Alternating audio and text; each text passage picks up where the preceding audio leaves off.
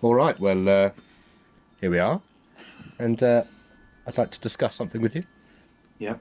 I would like to discuss the problem with the Warner Brothers DC films, Yeah. or franchise, as it is nowadays. Not the stuff of the past. Stuff of the past is pretty fine.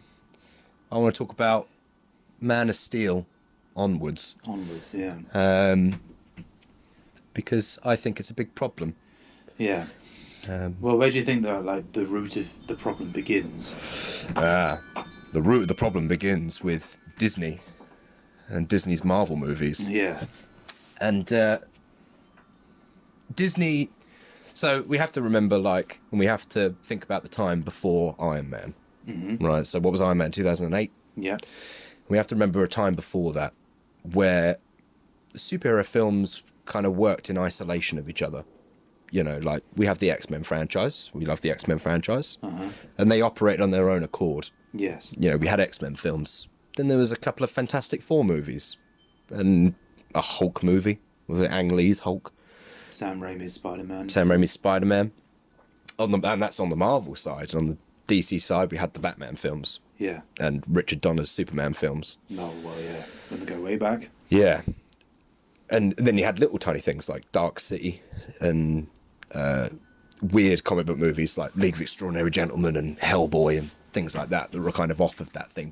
But thinking about the traditional cape and cow superhero movies, they all acted independent of each other. Yeah. You never saw Mr. Fantastic with Hugh Jackman. You never saw Ang Lee's Hulk battling Sam Raimi's Spider-Man. None of that ever happened. But then, as we all know, and this isn't new to anyone, this isn't new to each other, it's not new to anyone who's listened to this, Kevin Feige had an idea. Yes. An idea to, and Jon Favreau, of course, big credit to Jon Favreau. And Iron Man came about, this little underdog story of a superhero no one really had heard of unless they read comics or watched animated shows. Played by an actor who was struggling, let's just say. Yeah, big time struggling. And it was a moderate success, Iron Man. Yeah. And then it surprised a lot of people. Yeah, and then came the most important post-credit scene in modern cinematic history, which was the Tony Stark's walking in after the events of the film, and he sees Samuel L. Jackson. Yeah. And Samuel L. Jackson says, "I want to talk to you about the Avengers Initiative." Yeah. And at the time, it was kind of this buzzy, sizzly, quite fun thing. Because when I grew up reading the Marvel comics, and obviously that will be a constant running point here, is me rambling about the comic books. Samuel L. Jackson was Nick Fury in the Ultimate Marvel line, which is what they based a lot of Sam Raimi's Spider-Man on, was the Ultimate line. And it was basically like a reimagining of these characters to make them kind of more human, I guess. Because Marvel's always been good at being... I've always seen that, and we've talked about this before, is the difference between Marvel and DC is DC, they're gods. Yeah. And in Marvel, they're average Joes. Yeah. You know, Spider-Man is just a working Joe kid just trying to balance college and love life and also battling Doc Ock. Yeah. It's like a problem for him. But the Ultimate line tried to kind of humanize them a bit more and make things a bit more modern day. And also renew it, because so much stuff had happened in all the years of Marvel. Like, it got a bit too big. So they had to make this new Earth, basically.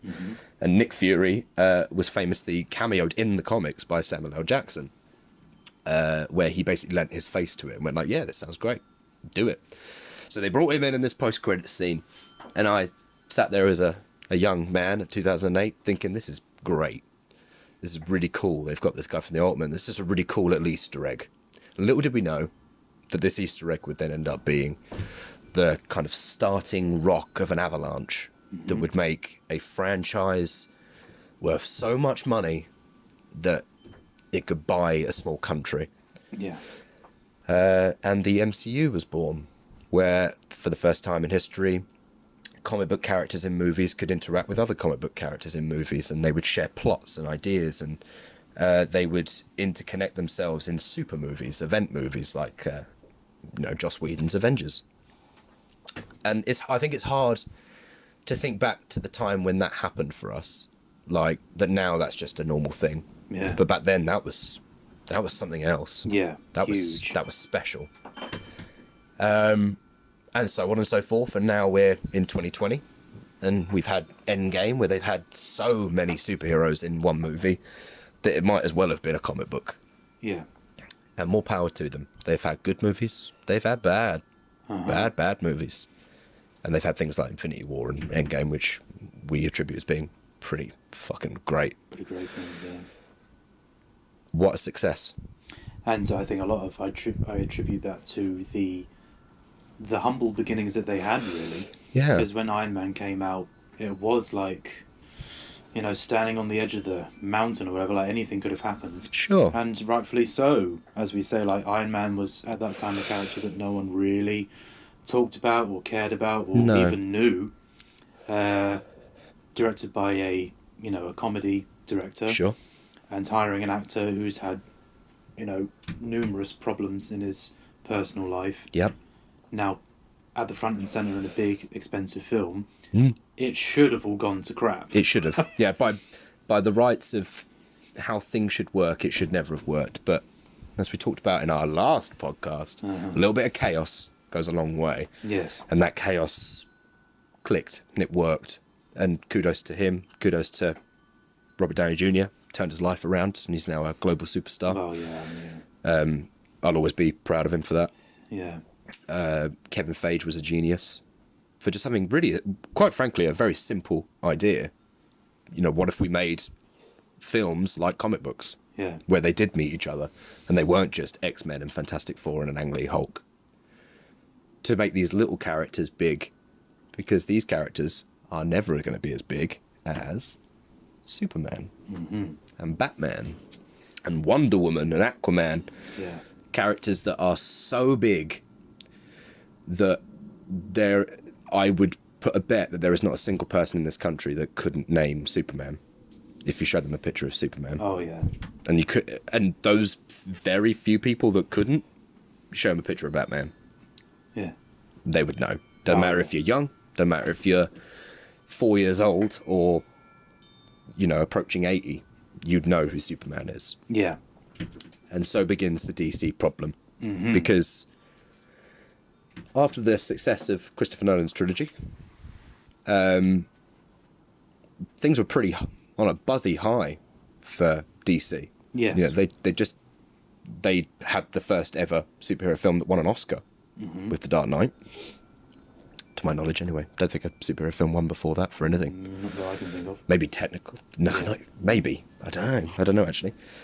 But now begins the problem of greed and competitiveness and a bit of a horrible story, which we're gonna talk about extensively here.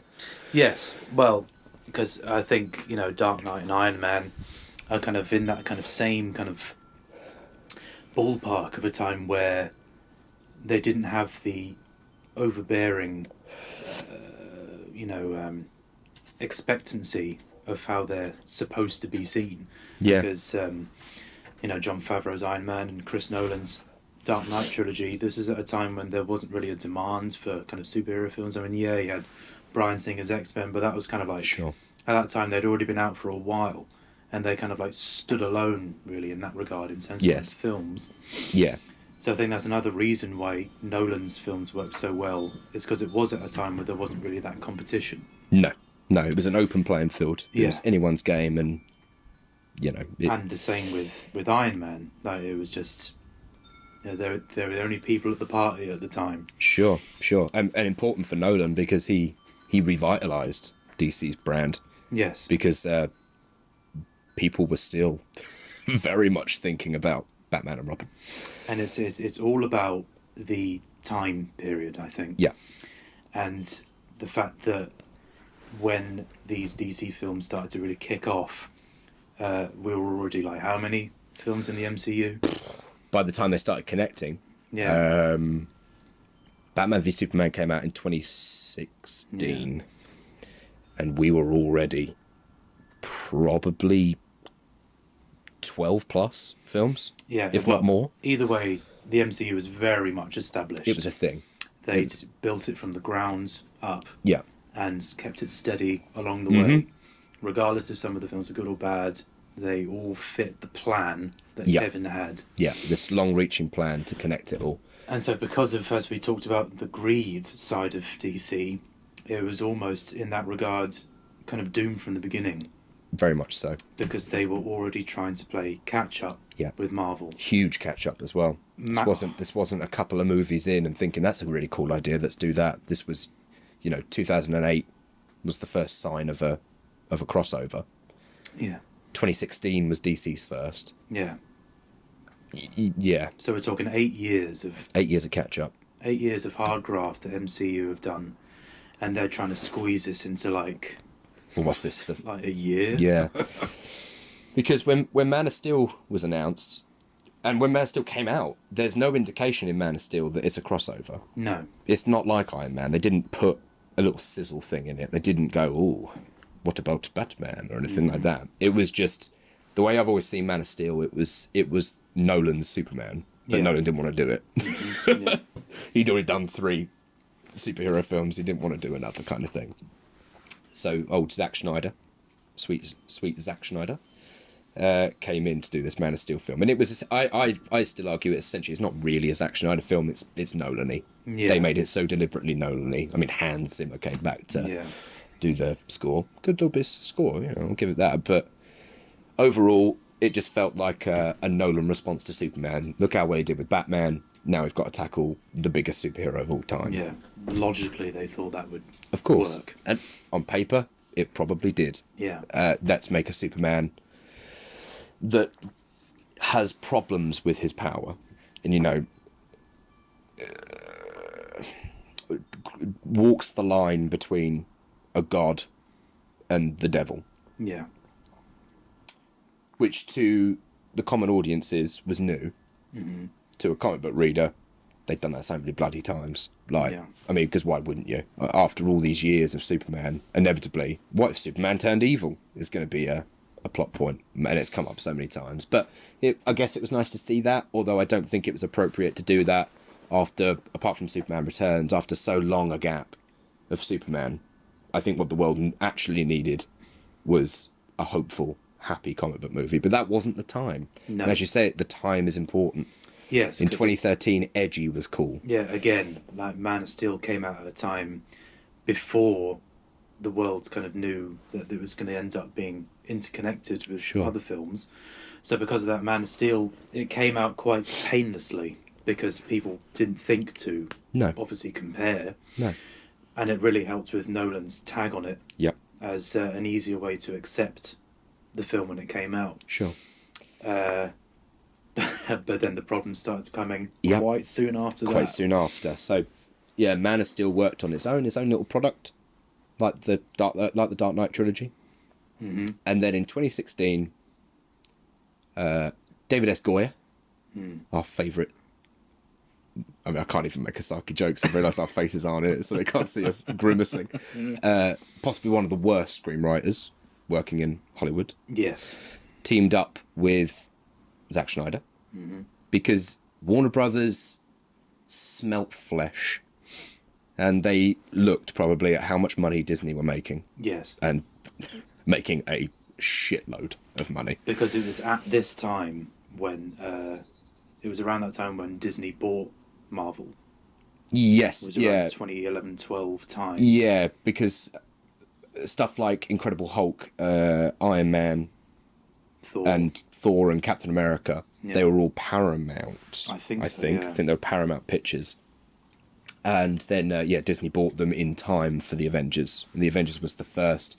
I think that was Paramount and Disney. And then the movie after was Disney. At that stage, it made so much money. Somehow, this is what I mean. This is the miracle factor. This movie with the green guy from Lou Ferrigno TV shows, a dude with an American shield, Iron Man, and a Norse god cracked $1 billion. And at that time, we've also got to remember that some of these actors weren't really that well known. No. People like Chris Evans and Chris Hemsworth, and Mark Ruffalo to a certain degree.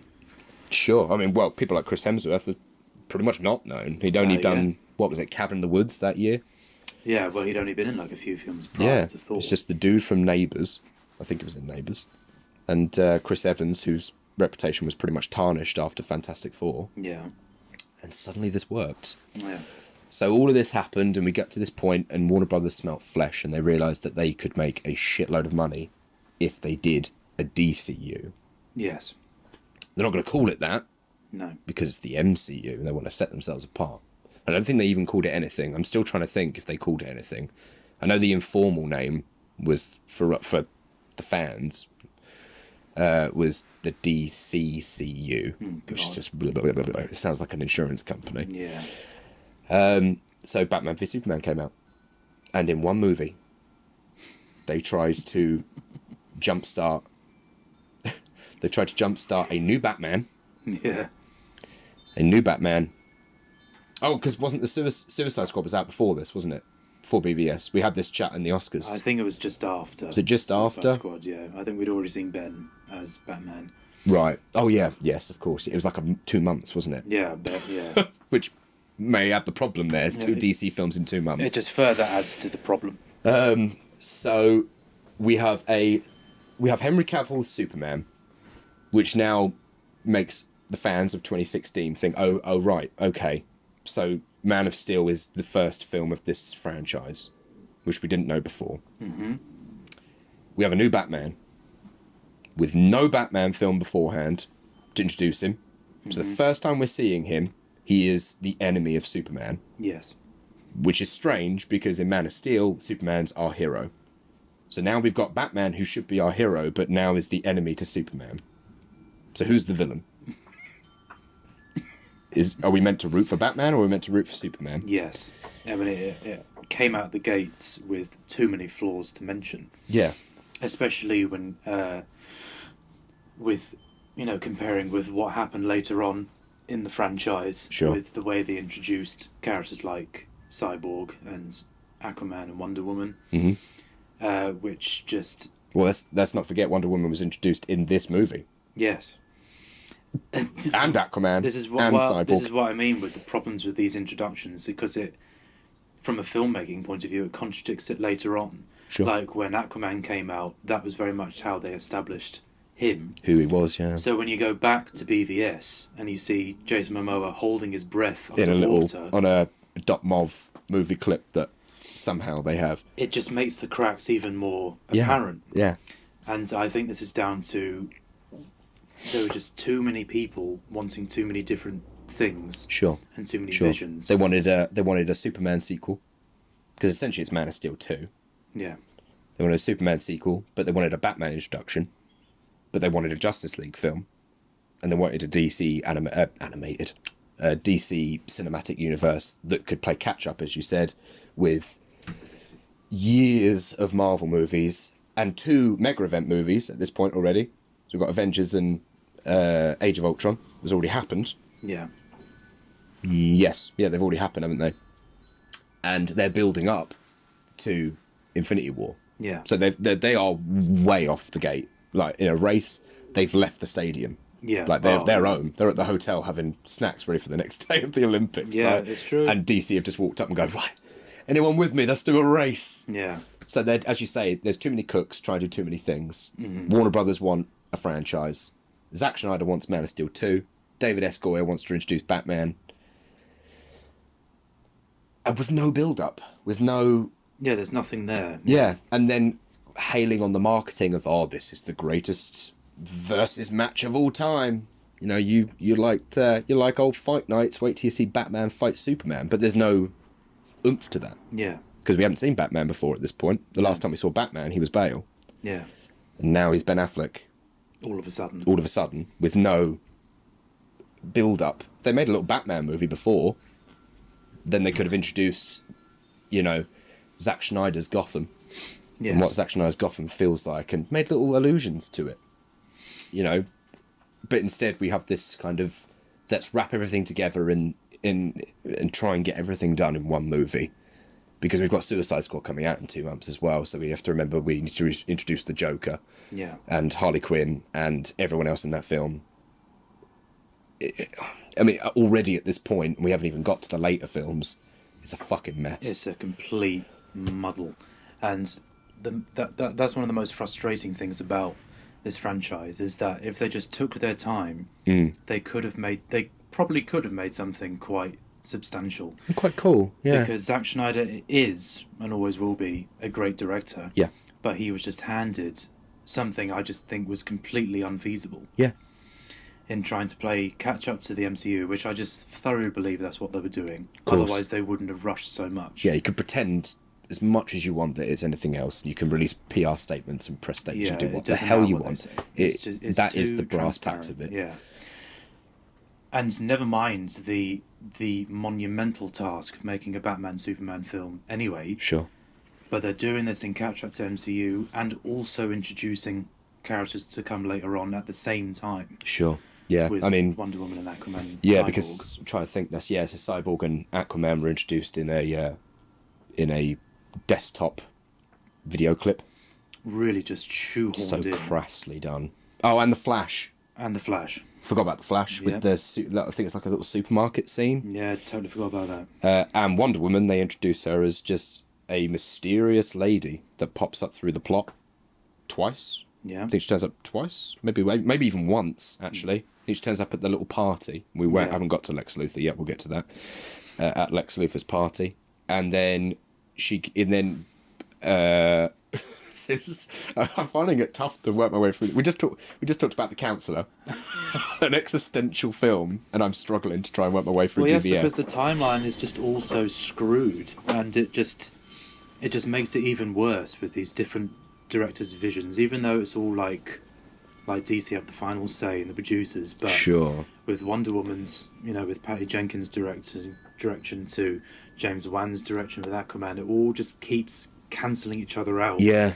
Because it therefore makes redundant their introductions in BVS. Yep. Because the Aquaman that's in that is totally different to the Aquaman in James Wan's standalone. Sure. So it's like, well, how am I supposed to be taking in this character? Yeah. And especially I think it's no wonder that we forgot about the Flash, because we still haven't really had any kind of meat to kind of take apart the character. We haven't had much screen time with him, and we haven't had a Flash movie, because that seems to be in development hell. Same with Cyborg. It makes you wonder, like, what is the point by this stage? Yeah. I think when the film finally comes out, it'll just be too little too late. Yeah. Because... Yeah. Like, what can they do? Yeah. Because it'll have to be set pre-BVS and Justice League. Oh, which totally. Is like, well, we're just treading over old ground now. Yeah. I mean, yeah, so we had a pretty poor introduction to Wonder Woman. Yeah. I think literally just trying to think about it, she turns up at a party as mysterious woman, as Diane. I think is her name, Diane. Undeservedly so, because it's Wonder Woman. This is like the first fucking Wonder Woman. This is the first proper, on-screen rendition of this famous American. Sure. Well, before that, there was literally just Linda Carter in the TV show. There has never been a Wonder Woman. Yeah, exactly. Like cinematic theatrical release movie, and Wonder Woman is the most famous superheroine of all time. And this is why I keep coming back to, this is going to be the recurring phrase here of too little too late. Because Sure. I think they were too late with the Wonder Woman standalone film, because it came out at a time where like the damage had already been done. Yeah. Because they already screwed up her introduction in BVS and therefore ruined it more in Justice League. Yeah. So when the film came out, it was like, well, it's like people just don't really care anymore. No. I certainly didn't. No. Because they ruined her introduction. Yeah. Because it's meeting at a party, getting sending an email to Bruce. Okay. Hi, Bruce. Yeah. Got your email address. Somehow. Bruce@wayne.com. Yeah. Here's a bunch of clips of other superheroes. Just thought you wanted to know. Yeah. And then she turns up. And then she turns up at the end with the most stupid line in the fucking movie, beyond all the stupid lines in that fucking movie. Which one? Which was when Wonder Woman turns up and you get that cracking theme come in, and she goes like that with I don't know why I'm going like that. You can't see this, but the gauntlet. She brings the gauntlets up, and then I can't remember who they're battling in BVS. Oh, Doomsday. Is that right? Doomsday. The big monster. Oh yeah, with the beam in the sky and all that. Yeah. I'm getting Steppenwolf was just Steppenwolf, yeah. And then Superman says, "Is she with you?" And Batman looks and goes, "I thought she was with you." Which doesn't make any sense, because he just got an email from her saying, like, "Yo, here's the rest of the Justice League before they're the Justice League." It doesn't make any sense. Nothing makes any sense. And then Wonder Woman's in for a little bit, and then it's kind of all done, basically. It doesn't make it... None of it makes sense. None of it is logical to me. No. And in the end, all you get is this messy, coherent mess that is trying to pull together things. And as you said, and it will be a recurring phrase throughout this, is just too little too late. Yeah. That they've tried to speed run years of, for the most part, delicately inserting Marvel characters in and slowly bringing them together. Yeah, we had the little Avengers, but then, hey, who are these guys in space? They're the Guardians of the Galaxy, and look who they are, and they're really cool. Maybe one day they'll meet the Avengers, or we don't know yet, and obviously we didn't know either in 2016 that they would meet up. But we're starting getting these characters all interconnecting, and they all have relationships. Yeah. So when Tony says to Cap in Civil War, and he says, like, take it all away, and you're just a man and a mask, or a man with a shield. He insults him, basically, and you feel it. You feel it, because they've known each other for years, because we've known them for years. Yeah. But you can't start having mate banter with Batman and Superman when this is the first time they've met. And remember, it's called BVS. Yeah. They were enemies. Yeah. But in one movie, we introduce almost everyone of the Justice League. We introduce the DC Cinematic Universe. We introduce Lex Luthor in a one-shot, basically. Yeah. And we introduce Batman being friends with Superman, who was enemies with him at the beginning of the film. And there's nothing wrong with that in general. There's nothing wrong with Batman being an enemy with Superman and then being friends with him by the end. But it's the first time we've seen Batman. Yeah. And it's the first time we've seen Wonder Woman. You're just cramming. It's just trying to put your luggage in a suitcase that's too small. You're just really trying, and any second the bag's going to break. Yeah, they're just doing too many things at once. It's like, spinning the plates and like, oh, I've got to go over to this one now. Yeah. Because you also got to think like, oh, we need to make sure that there's that relationship still going on with Amy Adams' character. Still going to make sure that's still there. Okay, no, wait, now we got to do it. Then now there's a Wonder Woman bit. Oh God, this Aquaman bit now. Oh yes, we need to come back to Lex Luthor, and oh shit, Batman and Superman. Oh, and then we've got this weird sequence in the desert. All of a sudden, and then some man comes out of the portal in front of a computer screen. Remember that bit? I don't know if you remember that bit. Well, it was that weird little, like, there was like this CCTV bit of like the Flash, like something was happening to him. He was sort of like in this green. Do you remember that? He was kind of like being entranced by something, and they never came back to that. So what was that all about? You're talking about the same thing as I am. Yeah. So Batman. So stupid. Batman falls asleep. Or we don't know he's asleep. Yeah. And he wakes up hanging upside down. Oh, yeah. In the desert. Yeah. And there's a bunch of people that all were wearing like Superman soldier outfits. And he's in this kind of Uber Batman suit with goggles and everything. Yeah. I mean, look great. But yeah, just out of nowhere. So and then Superman's all evil. Yeah. And he comes out and, because there's another DCEU interconnected thing, because he goes out of the desert and starts beating people up. Remember, he machine guns a man in that scene, which to what I was thinking, like, God, they're not making Batman a killer, are they? And thankfully it was a dream until it wasn't, and it actually happened in the movie. And then there's a massive, like, question mark. No, not question mark. Green Lantern symbol in the desert. So it's like, oh, now they're introducing Green Lantern as well. And then he wakes up and he realises, oh, it's just a dream. And then suddenly a portal hole opens, and a guy that looks like the Flash just comes out and he goes like, Bruce, you gotta da-da-da-da," and then disappears again. Yeah. To the point where, and I'm not a hardcore DC fan, but hardcore DC fans didn't know what happened there. Yeah. It was like, who was that? Was it the Flash? What was that all about? Yeah. And I don't think it even was the Flash. He had his armor on. So I don't know if it's some kind of weird parallel type, but it doesn't matter, does it? No. Because it's a messy, convoluted mess. So not only are you doing everything that we've just said, but you're also trying to make allusions to the Green Lantern and a weird parallel universe Flash. We ain't even met the fucking Flash yet. Yeah. Don't show us a parallel Flash. Yeah, we barely even know who he is, and I was Could you going imagine? like, rah! Like, could you imagine in a Marvel movie, like when they imagine they didn't make all this time and they just nutshelled it, and then suddenly an alternate dimension Iron Man turns up Yeah. before you've met Iron. Be like, who the fuck is that? Yeah. It's like they might as well bring like Tilda Swinton's characters out of nowhere, saying like explaining the fucking Infinity Stones. Yeah, Just that's like, the first scene of the first it's movie. Like, it's like, whoa, Hang the fuck on. Yeah, back up a little bit. But they did it. They did it. They actually went ahead with that messy plan and went through with it. Yeah, and annoyingly, what were they expecting? it made a lot of money.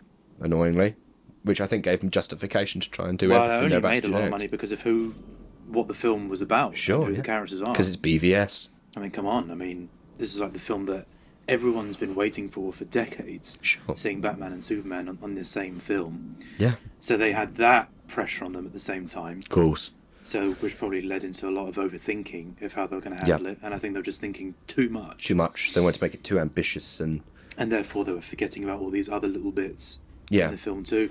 And I think the big shame is like there was a lot of constantly lulling into a sense of security before Batman v Superman came out, because I remember when we watched the teaser and we're like, ooh, it was a really well put together Great trailer teaser. with Jeremy Irons, you know, makes good turns men good and cruel. I crawl. thought great, and I thought like, do you bleed? You know, you will. Yeah. I thought Great cool, lines. great. Yeah, Like in that little snippet, of course. this is where I think like they could have had something really cool if they just took their time, Yeah, stopped, rivaling with Marvel, because in turn it just makes it just seem really ugly at Sure. just how transparent their plan was. yeah. That it was all manufactured And still is. for profit. Yeah, Yeah. Just a really pitiful, I think quite pathetic game of catching up. yeah, And they think the best way of doing it is just cram it all in and just hope for the best. yeah. Exactly. It's just hopefully someone will like it. And so because of that, all the cracks start forming. Yeah. With what I say with introducing Aquaman, where you can, as I say, you can tell Jason Momoa is holding his breath. And now you've got his standalone film where they come up with a new way of how they're going to be talking under the The bubbles in the ocean. Yeah, But it doesn't matter by that stage. no, It doesn't. just fractures it all the more. Yeah. Oh, an important point we should bring up, because it's going to affect everything that's going to be talked about afterwards, is tone. Oh, yeah. That Man of Steel and Batman v Superman had a very gritty, grim, bleak Schneider-esque. Schneider feel. tone, Yeah. where Batman was a savage and a murderer. God damn it. And Superman was borderline maniacal and interesting stuff. Probably very interesting in a very good film.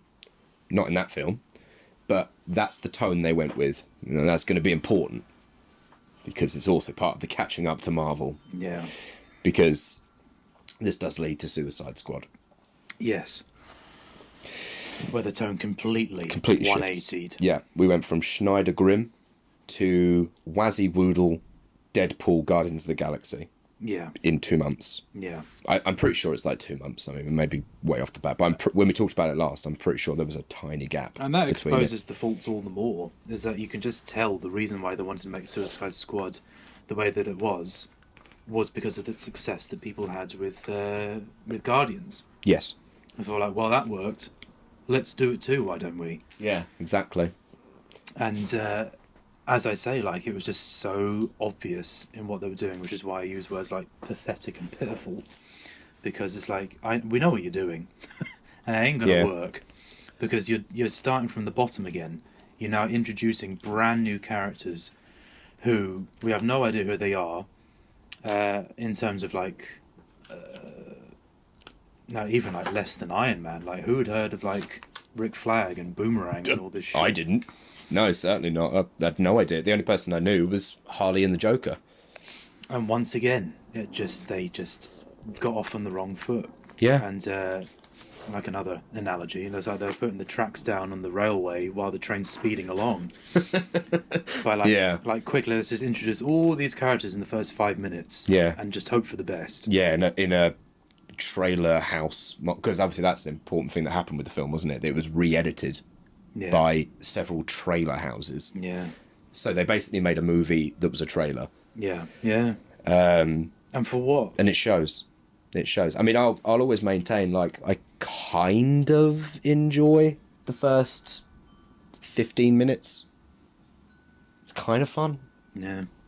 And then it isn't. Just as soon as it isn't again. Because as you say, they're trying to cram in these characters quickly in a totally different tone, where it was re-edited again to reflect Deadpool and Deadpool's success. Because obviously you must remember at the same time, Fox made Deadpool, and Deadpool was a like underground hit. Yeah. Like, it shouldn't have worked, and it did, and it made a lot of money.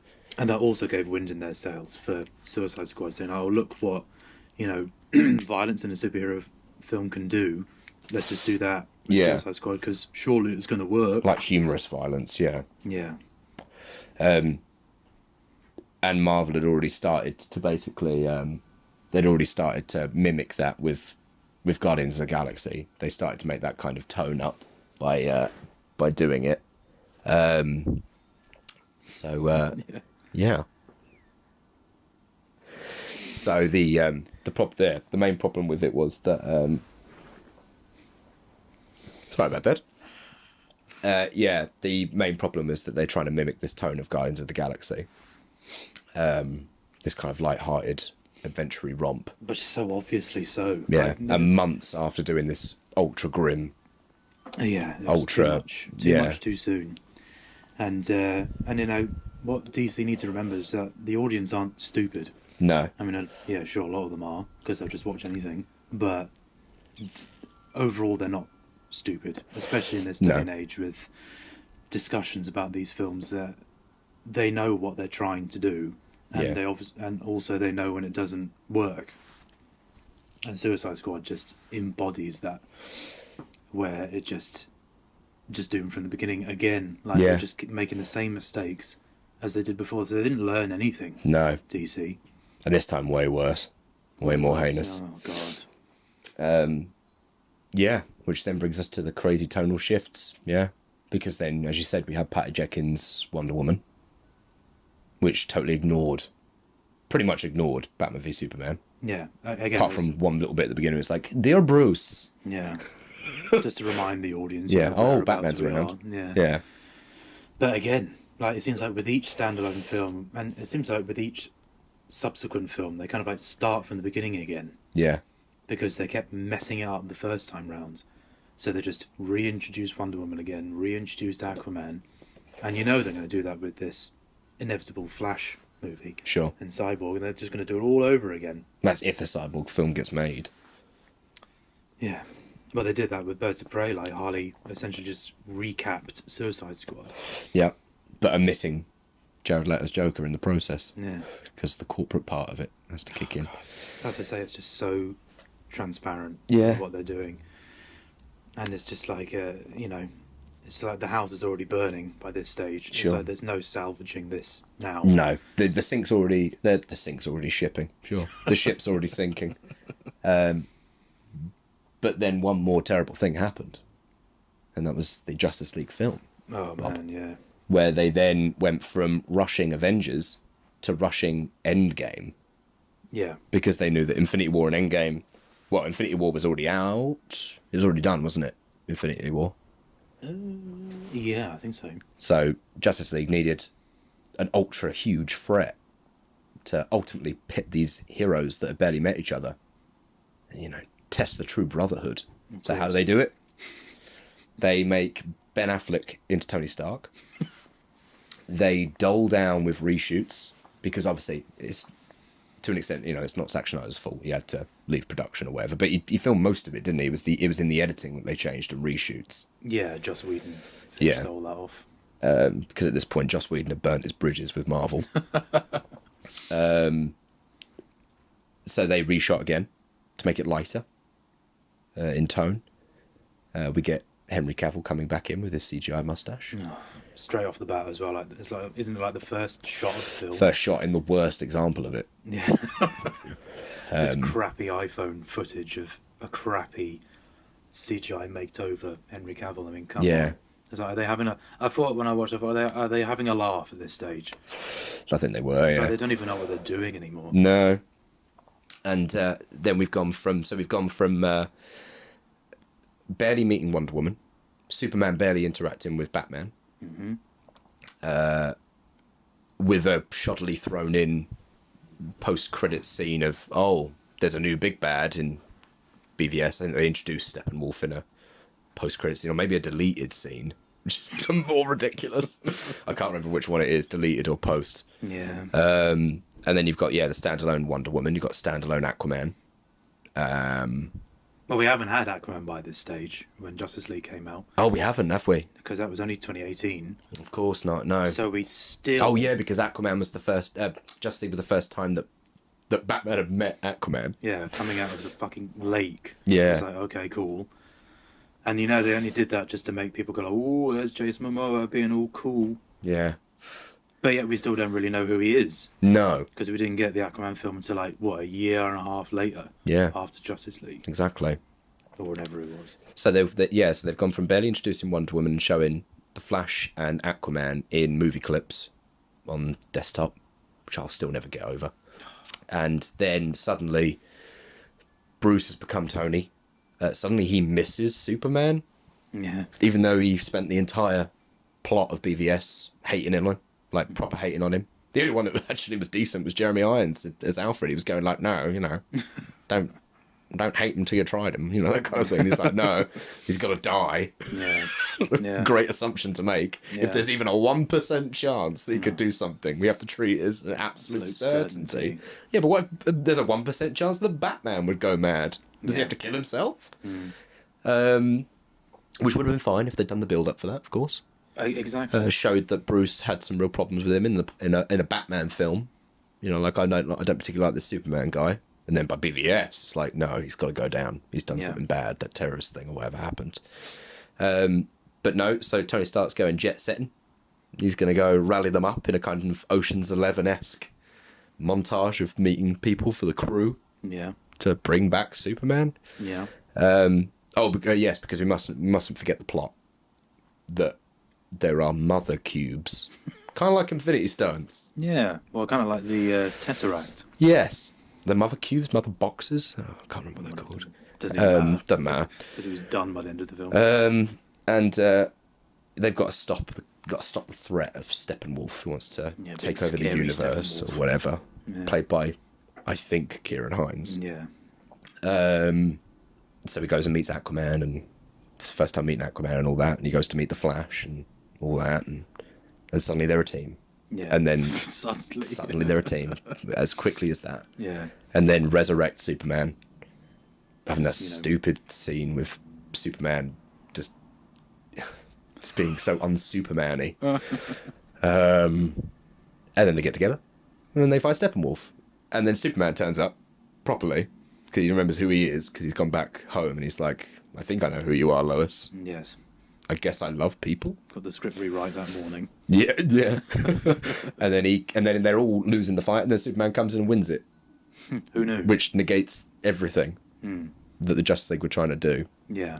But yet they have the audacity to call themselves a Justice League. And with the most awful, fight sequence with Steppenwolf, I just felt like I was watching a PS2 game. Sure. I thought, this is... And again, it's just another example of how much they rushed it. Because you see it in all avenues of the filmmaking. Yeah. That even with the CG and the visual effects, you can tell they just were working 24 hours a day to get this thing done. With Batman fighting these CGI bugs, which is not what I want to see in a Batman film. And again, just established too late, because with Snyder's world, it makes it seem like all very kind of real worldy. Yeah. And then suddenly got Steppenwolf out of nowhere. Yeah. For no real reason. Ugh. And then by the end of that film, they're all pals.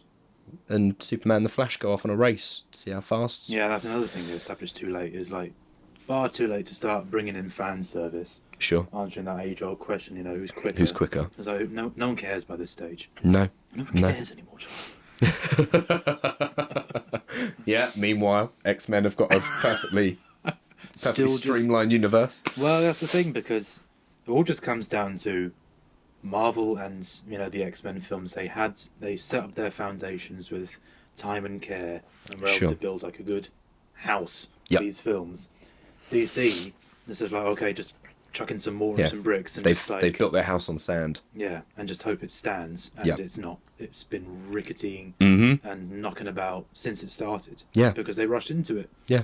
That's all it comes down to. Is just they're just experiencing this downfall because of how much they rushed into it. Yeah. Yeah. They did a rush job. And I can't feel any sympathy at all. No, not at all. I feel sympathy for the cast and the crew. Sure, yeah. Because Henry Cavill probably could have been a great Superman. He's got the build, he's got the face, he's got the demeanour. But they used him like a tool. Ben Yeah. Affleck would have been a great Batman. A great Batman. And this is what I mean by we're too little too late again. It's like, yeah, Aquaman was cool and it was a good film, but Sure. I stopped caring by that stage. Yeah. I don't care that it's a good No. film. Because in the grand scheme of all these films, it just sticks out like a sore thumb. Of course. And just making it even worse by starting introducing even more characters like this Shazam movie. Oh, yeah, I forgot about For no Shazam. God, I forgot about that. What was that all about? Yeah. And why? They've got enough to fix without adding in more characters. Yeah. But you can tell why they wanted to do it because they didn't have to like stitch it up No. because Shazam hadn't been mentioned before, so they can just do whatever they want Go with it, yeah. Yeah. because they needed that kind of hope. Yeah. That's what the symbol stands for, Bob. Yeah. That's what the S stands for. It's what everyone knows it's called soap. Because this is the way they all should be seen, is as one big piece, like the MCU. Well, yeah, because that's what they want. Yeah, that's not us making that connection. And that's not what what they have. want. And that's not what they have. So that's just why I say it doesn't matter how good Aquaman is, because it doesn't fit in the overall arc of the franchise. Not at all. Not at all. So they're kind of like damned if they do, damned if they don't by this stage. Yeah. Because, of course, we've seen a glimmer of hope. Because we had the Joker. Or Joker. Yeah. A good example of how to create a superhero film. Well, it's barely a superhero film. Yeah. Like a DC film Yeah. that stands alone and stands apart and doesn't attempt or even think about connecting Yeah. the films. And look how well that's done. Yeah, I mean, come on. The proof's in the pudding there. Yeah, exactly. But then you follow that up with Harley Quinn, Birds of Prey. Obviously, as we know, retitled Yes. because it's doing so badly. Mm-hmm. And you follow that up straight away with that again. Connecting it all again. It's like, oh, yeah, this is the Harley Quinn from the Suicide Squad movie. And she knows Jared Leto's Joker, who's part of Ben Affleck's Batman, who worked with Henry Cavill's Superman. And before you know it, we're back where we are again. Yeah. And now we're talking about the Suicide Squad coming soon. Oh, man. With Harley Quinn, so it's connected again. Yeah. And Wonder Woman 1984, which has to be connected because it's the sequel to Wonder Woman. Yeah. So it's still connected. And I just don't see, when we've talked about this before, why they don't just pull the trigger, blow it all up, and start again. Yeah. But this time, I mean, yeah, this is the problem, Bob, because I'd love to have films where Superman and Batman interact with each other, where Wonder Woman teams up with Superman. I'd love that shit. It'd be fucking great. It worked with Marvel, and I like watching Marvel characters interact with each other. It didn't work here, big time. But I don't know whether it's even worth trying to do it again. Mm-hmm. Like, why can't they just go back to having a Superman film, and a Wonder Woman film, and an Aquaman film, and a Batman film, and just don't connect them. Just tell your own stories and let them all be different to each other. You know, don't let, you know, if they're making this Robert Pattinson Batman trilogy, you know, once you finish with that, you don't need to connect Robert Pattinson to anything.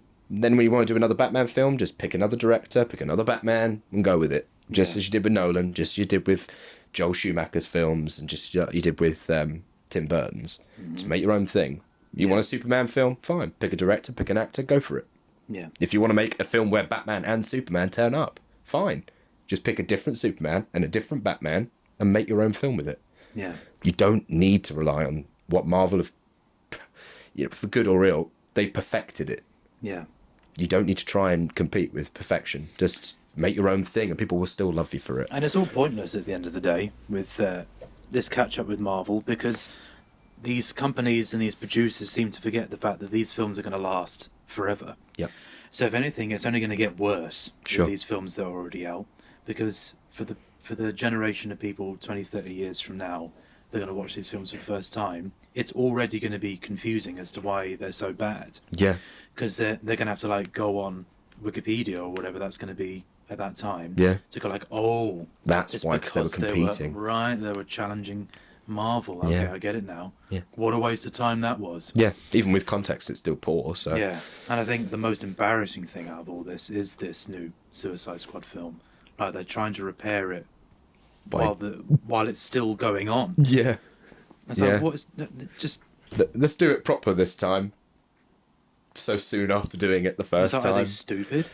Why does it need to be? Because is it a sequel? No, they're just doing it again. But with Margot Robbie's Harley Quinn. Yeah, but not Will Smith's Deadshot. So it now screws up even more what they've already established. I didn't know. Oh no, I think you did tell me actually. Will Smith wasn't in it. Yeah. What about Joel Kinnaman? Is Yeah, he I in think it? some of them are back, but not What's all the of them. point? It doesn't make any sense. I know. So they're essentially remaking it again. So it's already going to screw up even more what they've already, quote, established, because they're doing it again. Again, but not. But again. Because of how badly the Suicide Squad did. God, this is infuriating. It's just, it is. It's maddening, because these are professionals we're talking about. Yeah, and they are great characters as well. Great characters made by, very professional people. We're talking about James Wan, Patty Jenkins, Zack Snyder. Sure. These are all great people that have made great films. But it's just being tarnished Getting by dicked these about. greedy production companies. And as I say, like, for what? When I talk about watching these films in the future, it doesn't mean anything to play catch up. And the only reason why they're doing it is for money reasons. Yeah. They're kind of like hogging on Marvel's success. And they think, well, if it worked for them, it'll work for us. Mm. And how many more poor films and poor criticisms of these films will it take for them to hit it on the head and be like, okay, we screwed up here, we're going to pull the plug? Yeah. I think that'd be valiant at this stage to be like, look, sorry we've wasted so much time and money, but they're never going to do that, are they? No. They're going to keep kicking this dead horse until the fucking wheels fall off. Definitely. And at its core, it's just it's a travesty to the legacy of these characters, because they've been around for so long, and they deserve goodness. Like, Yeah. we talked about it when we were in Birmingham. Like, I know you're not. I'm not either. Neither of us are like super Superman fans. Super fans. Yes. But I would really like to have a Superman film done properly. And I think it will happen. They just need to put the brakes on and just take a massive breather. And there's nothing wrong with that. No. Because people are going to be making films forever. Sure. So there's nothing wrong with having to do everything now. Yeah, it's like they're acting like they're going to lose the license any second. Like, DC have been with Warner Brothers for... Well, fuck. I mean, when's the first Superman? 78. Right, so they've been with Warner Brothers since 78. And Warner Brothers have released every animated show for DC, every animated... They've done the games, like all the DC games, like Arkham games and stuff, are all overseen by Warner Brothers. They do the merchandise, they do the movies. They're not getting rid of DC anytime soon. No. Not at all, because they're just too lucrative. Yeah. Batman and Superman are they're just too popular to get rid of them. They're tentpole movies by this stage. Yes. Yeah. So there's no worries here. So don't rush. Take your time. Could you imagine how different things would have been if they openly said, like, yeah, we like what Marvel are doing, we'd like to do similar? Marvel wouldn't give a shit. They'd be like, sure, all right, fine. That was expected, because Marvel and DC have been rivals for, since they began. Well, yeah. They are the two most popular comic book that- publishers of all time. That's been like that Forever. decades. Yeah. Even occasionally they've had a bit of a pally up. They've had massive crossover events. God help us all. We can't have that ever happen in film. But where Superman's turned up in a Marvel comic. Yeah. It's pretty rad. But they have a long history together. Marvel aren't going to lose any money by DC taking their time. Warner Brothers won't lose any money because they aren't spending that. They're not spending money on productions that end up failing, like Birds of Prey. They're losing money. They are hemorrhaging money trying to patch up this sinking ship, when really just let the ship sink. Yeah. And then go back home, wait a couple of years. And then if you really, really want to build the cinematic universe, fine, but take your time. Yeah. Because this would have been a different story. Like this whole conversation. Like, could you imagine how nice a conversation would have been to go like, yes, so, they made Man of Steel, and then they made a Batman movie, and then they made a Wonder Woman movie and an Aquaman movie, and then they did a Batman v Superman movie and bled a bit of Wonder Woman in, and then they made Wonder Woman and Superman, and like 8 years later they made a Justice League movie. Yeah. Where we feel it, where suddenly when Batman goes, no, we're in this together, to Superman, you feel it. Yeah. Because they've gone through shit together. Yeah. Not what really is the reality, where they just met up towards the end, shouted at each other for having similar mothers' names, or same mums' names. Yeah. It's like, oh, Martha, all right, we're pals now. Yeah. Because we both have the same name of a mother. Yeah. Because that's logical. Yeah, it's just shoddy storytelling at the root of it. Yeah, exactly. Because they need to remember they're making films here, and they need to make sense. Exactly. And they don't, and it's just getting more and more embarrassing, as I say, calling it the Suicide Squad, as if to say, okay, this is the proper one. This is the legit one. Yeah. And with Wonder Woman 1984, they have to put it in the title of where this film's set, because it's all so muddled. Yeah. They have to put it in the title. It's just ridiculous. Yeah, it's beyond a joke. It's almost insulting how poor this has all been put together. And I don't know about the other things, because they're talking about doing a Margot Robbie's basically said that Birds of Prey is the first of a trilogy. Great. Just to excite you, Bob. Yeah. The second film would be the Gotham City Sirens, another very famous, well-known superhero team, as you know. And then the third movie would be, you guessed it, Birds of Prey versus the Gotham City Sirens, which just sounds like a very strange, perverted American football game. Yeah, but... And we've also got Batwoman. Yeah. Joss Whedon is still doing that, I think. Yeah. I don't know if that's connected. Is that connected to Ben Affleck's Batman? That's why I mean, who cares by this stage? No. We've got The Suicide Squad. Mm-hmm. We've got Wonder Woman 1984, obviously very much soon coming out. Yeah. Still this Cyborg film at some stage. Yeah. The Flashpoint film. Well, I don't know if it even is the Flashpoint film anymore. I know it's the Flash, but at once I think we talked about this in Birmingham, didn't we? About the Flashpoint paradox. Right. That the original idea for this Flash movie was to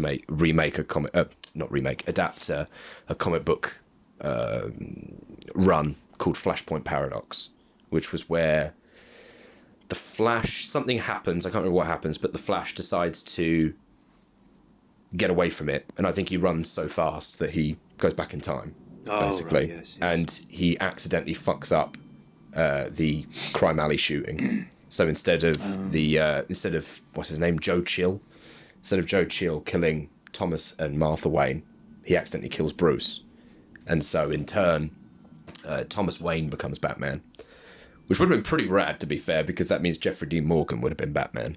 But that also means that Martha Wayne becomes the Joker. So in this Flashpoint paradox, Batman is hunting his wife. Wow. Really cool stuff. Yeah. Too little, too late. Yeah. Can't be doing that now. That would just be absolutely... But they canned it anyway. They've canned that story development. Would have been great in a really detailed, built-up film, or just a standalone. Just do it as a standalone. Yeah. Don't connect it. Yeah, just start from scratch again if they want to go to that. Yeah. And if that means not having Ezra Miller, then okay. So be it. Yeah, that's fine. I mean, I didn't like how they basically reframed Ezra Miller's Flash to make him like Quicksilver anyway. I mean, obviously, without the Flash, you wouldn't have a character like Quicksilver.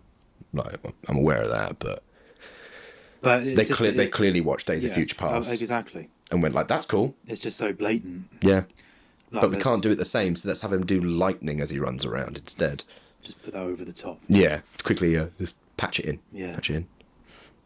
Just, I don't know if the problem is we see these little glimmers of hope like Joker and Robert Pattinson's Batman trilogy, but that doesn't feel like the DC problem's ending. No, not by a long shot. Because they're still rolling along this train wreck with Birds of Prey and The Suicide Squad and all that shit.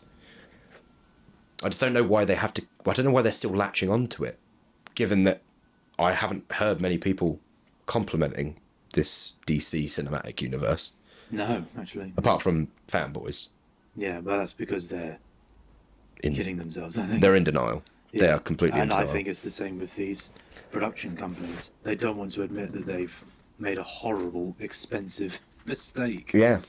And they're never going to. It's going to be one of these things where, like, film analysts and whatever are going to look back, 50 years' time or whatever, and go like, look what they've done. They've just been a victim of their own greed. Yeah. And history's not going to remember it kindly. And I think they know that. They just don't want to admit it. That's why they keep trying to patch up the problems. Yeah. Yeah. It's just a constant competitive race. Trying to put like plasters over like a severed wound. Yeah. It ain't going to do nothing. Just amputate. Yeah. But then it's like, no, I'm fine. No, we can't amputate Tis because but a it's scratch. the legacy. Yeah. But you just basically the only way the DC problem will end is if they just stop competing with Marvel. The moment they realise that they're not going to beat this, because to be fair, this is still a new phenomenon for Marvel. I mean, yeah, it's been going on for a fair few years now, but after Endgame, this could theoretically crash and burn now. Mm-hmm. Maybe not dramatically, but over time it may start to slowly sink down. I feel there's definitely been a shift ever since, Endgame finished, and because, Far From Home came out not too long after. And, like, regardless of, like, thoughts of the film, that it does feel different now. Yeah. And whether or not that's going to be a bad thing in years to come, I don't know. We'll see what happens with Black Widow. Right now, it's tough. I feel with right now it feels like kind of a good thing because it feels like we've been through trauma. Yeah, I do see it as a good thing. But it's just whether that trauma lasts is the problem. I see it as like Marvel's kind of like in their autumn years now, where they don't really have to sort of prove anything now because they've done the Endgame, and that's what the whole thing was building up to anyway. So now they're just having fun with it. Like, we're going to do a Black Widow film now. I mean, personally speaking, taking away the corporate element of it, I think it would have been quite fitting to end on Endgame. But that's it. No more Marvel movies. That would have been very valiant, yeah. But that's never going to happen, is it? Because, and in some way, I can't have a go at them for it. It makes too much money. It's Disney's main breadwinner. And overall, people still want it. Like, like even for me, like even though I'm not the world's biggest Marvel fan, but like when Guardians 3 comes out, I'll be quite like, oh yeah, cool. Yeah, and we'll still see these movies. We'll go see Black Widow. We'll see Shang-Ra. And Doctor Strange 2. Doctor Strange 2 and whoever's going to do that. It's a shame Scott Derrickson had to duck out, but oh well. He's not fitting into the Marvel image. No. He'll go work for DC, guaranteed. We've got She-Thor or whatever that's going to end up being. Oh yeah, was it Thor: God of Thunder? Yeah. With which I think is going to be She-Thor, isn't it? I don't know. Natalie Portman, I think, is taking the reins as Thor. Yeah. I think she came out with the hammer or something. But, right. Whatever it is, San Diego. And I think, this is where it's a good time to do these kind of films now, because just do what you want now. Post Endgame, why not? Just go crazy. Yeah. You've earned your stripes. Yeah. Now just have some fun with it. Yeah. Yeah. Which I think might be the new thing anyway with them, that they're going to go for a more kind of psychedelic. They were starting to go towards that point before Endgame, weren't they? With Thor Ragnarok and Guardians and being all kind of, bit 60s trippy-esque. Like this, yeah. They started bleeding into like 70s era comics. Yeah. And I'm fine with that. I'm fine with that. If they're going to start making a bunch of trippy, left-wing, crazy characters that no one's heard of, fine. You know what? Screw it. It's still doing better than DC. Yeah, and they've earned the right to do that. It's like when the Beatles in their late stage of their career started to get really psychedelic and atmospheric, because we've had all this success. We're just going to do what we want now. Yeah, we know it'll sell, so enjoy. Yeah, and I think Marvel's in that stage now because they've earned it. And you can just tell that when they start making these kind of films, DC's going to want to try and copy that again, Sure. and the cycle begins all over again. All over again. And it will just keep going until, I say, when the wheels fall off. Yep. And it implodes, I think. Yeah. Because people can only take so much. Fans can only take so much. Sure. Something's got to give eventually, where I think the superhero fatigue will really kick in, and they're going to be like, you know what, nah. Yeah, because eventually it will. I mean, we've had so many we've been in the age of the superhero film for a long time now. Yeah. Since 2008. Yeah. But people seem to forget that phases do change and trends change. Oh, yeah. As quick as they're popular, one day they probably won't be. The same thing happened with the cowboy movies. Yeah. It was a western every week. Yeah. And then the westerns died, and they still haven't come back. No. Like, you see them occasionally, but it's not like we're getting like a western cinematic universe going on. Westerns are dead. And the same thing will happen with superheroes. Yeah, it will. It's just a matter of when. But the problem is DC have wasted their years now. Yeah. They've wasted this beautiful golden age, making shit for their fans. Yeah. That's what I feel the most of, because we're not huge Superman fans. We're not huge Wonder Woman fans or Aquaman fans, or I'm not a Flash fan. No, definitely not now. No, but as a Batman boy, it just, what a waste of time. Yeah. What a waste of time. And they've tarnished Batman. I'd say more so than Clooney. The Clooney age. And I know we talked about this before, but at least with Batman and Robin, there was some passion involved. That Joel Schumacher he cared about what he was doing, whether that was a good or bad product. And it comes to something stupid. I remember I messaged you one night when I was watching Batman and Robin, and there's a particular quote that always sticks with me, apart from all the puns, where because if I don't know, when was the last time we watched Batman and Robin? Last time I watched it. Yeah. I was at the Batman Marathon. Oh yeah, you bastard. Yeah. So obviously Batman and Robin are at each other's throats throughout the movie. Yeah. And they finally realise that Poison Ivy is playing both of them. Yeah. And just before they go to attack Mr. Freeze, Batman says, I need your help. And he's like, we're partners. We're partners, brothers, friends. Will you help me? And I gotta say, it's a pretty emotional moment. Not like a teary-eyed moment, obviously, but even for a film that is reviled, people hate that movie. Yeah. And it's not a very good Batman movie.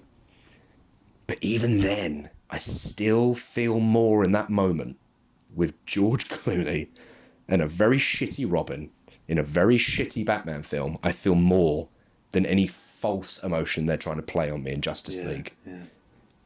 And there is something, at its core, there is something really fucking wrong with that. Yeah. Because you can't mess with true emotion. And that's why it doesn't resonate at all with these DC films, because it's so factory made. Yeah. Here's the bit where you got to feel emotional now. Yeah. Okay, now it's gone. Here's where everyone's on, what do they call it? The moment before what was that word that Bill used to use? Arachnoresis. Yeah. There's this moment where all the heroes are on the floor and they fail just before someone turns up. It's all just beats. It's just It's just, as you say, machine made. It's just run through a computer, and the AI has just gone, right, put moment here, moment here, moment here. Moment here now. Let's put here. The obligatory Cyborg is sad. Wonder Woman's talking to him in a street scene. It's just.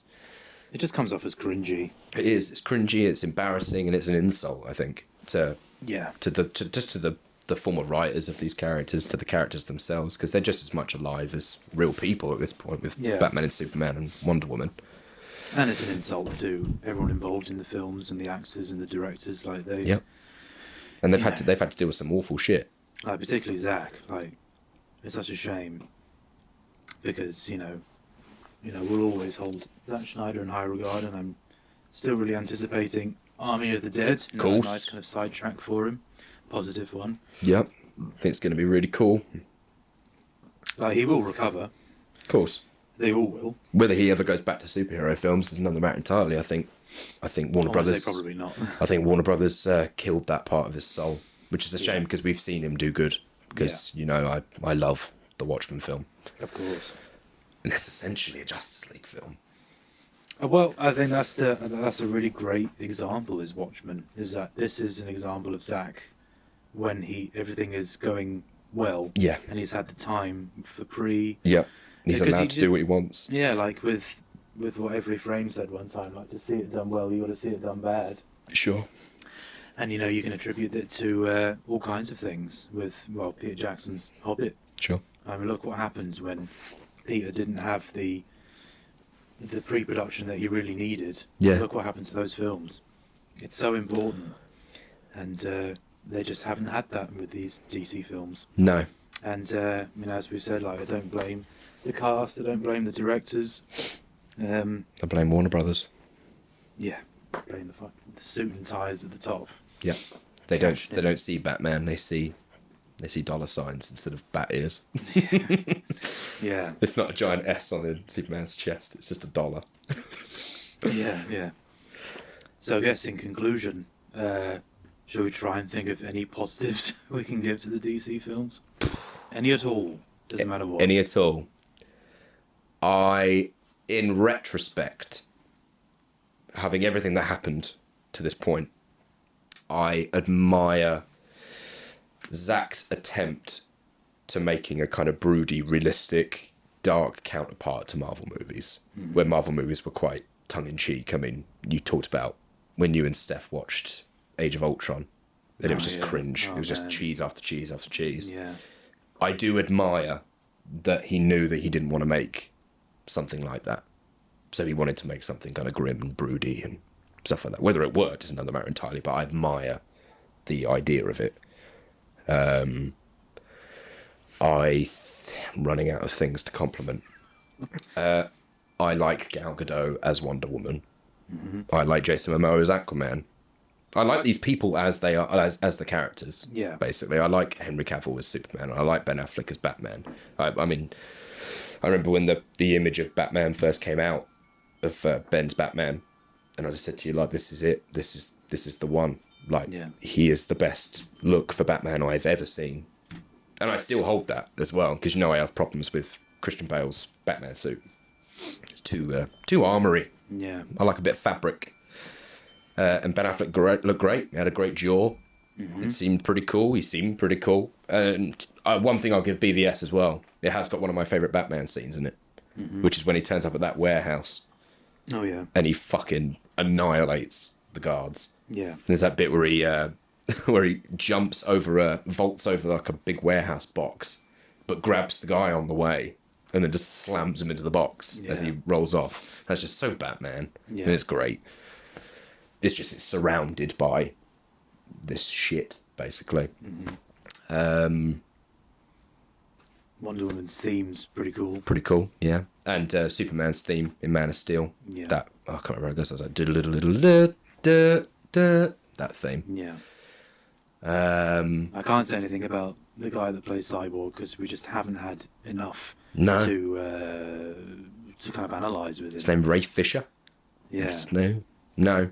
Bit of a shame, really, because I do quite like Cyborg, and he's a bit weird, really, that they picked him, because he's not, and this is pure Guerre, nerd boy here, but he's not really a member of Justice League. No. He's a member of the Teen Titans. Oh, of course, yeah. Oh, because he's in the animation, isn't he? Yeah, and they essentially replaced Martian Manhunter, who is one of my favourite DC heroes. He's just this guy called John, and he lives on Mars, and he comes down to Earth but pretends to be a guy called John. And he basically, I can see why they did it, because he basically has the Superman powers, but he's a Martian, and it's really cool. And there could have been lots of cool little dialogue between Superman and John, because they're both aliens.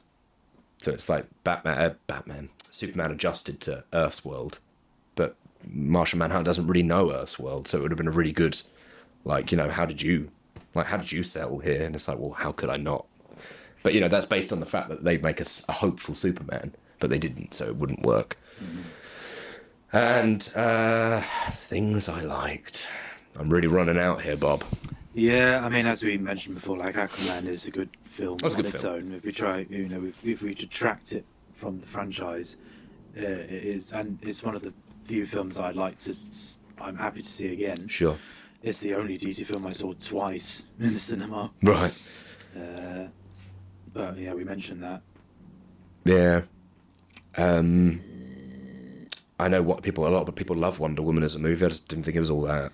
No, I can understand why people do really enjoy it. It just didn't really resonate with me. Nope. Maybe 1984 will be better. Maybe. Doubtful. Birds of Prey, there's nothing to compliment with that film. Nothing with that. Nothing with Suicide Squad. No. In general, it's just a very messy car crash that I don't particularly like to look at too often. No, yeah, it's gone beyond a mess. It's somehow gone beyond that. Yeah, now it's almost, I would say laughable, but it's more insulting than laughable. I think it's pitiful now. Yeah. Just how trashed it all is. Yeah. And there is no light at the end of the tunnel, I think, in terms of these films, because, as we say, too much damage has been done. No. Too much has happened to claw back. Yeah. And the reason why they can't claw back is because it was damaged to begin with. Sure. Because they rushed. Exactly. And how can you come back from that without pulling the plug on it completely? Sure. Well, I think in future I'll still watch these films because we have Limitless and we can see these films as often as we like. Well, yeah. But I certainly have no enthusiasm for him. I didn't have any enthusiasm for Birds of Prey, and No, not like at all. none. No, just sort of Just seeing necessity. it. Yeah. But I'll just keep my mind excited and intrigued about Robert Pattinson's Batman trilogy. Yes, at least there's that. That is good.